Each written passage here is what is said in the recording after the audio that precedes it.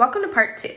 Let's put electricity use into perspective. A standard-sized refrigerator uses about 600 kilowatt hours per year compared to an Xbox game console, which uses about 200 kilowatt hours per year. When you total up all the appliances a person uses and how much they use them, the average American consumes about 13,000 kilowatt hours per year.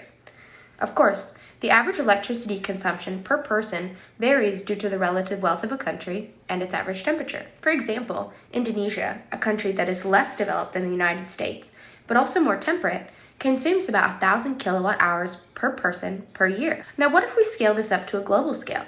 Well, today, the world consumes about 28 trillion kilowatt hours of power, or about 3,000 large nuclear reactors worth. But that number is a little hard to grasp. So let's shrink it down a bit. Just like how data is measured, 1,000 gigabytes and a terabyte, in energy, we also use different prefixes to demonstrate scale. It goes like this.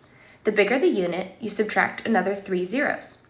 So 28 trillion kilowatts becomes 28 billion megawatts, subtract another 3 zeros to make 28 million gigawatts, next is 28,000 terawatts, and finally 28 petawatts. If every person on Earth consumed the same amount of electricity that the average American does, the global electricity production would need to be about 4 times that, 107 petawatts. Of course, we're a little wasteful in the US. If we brought the world to German levels, that would be just 54 petawatts total, or about 6,000 reactors planet-wide. Accounting for future population growth to 10 billion, we'll need another 1,000 large reactors, so 7,000 total for planetary electricity access at German levels.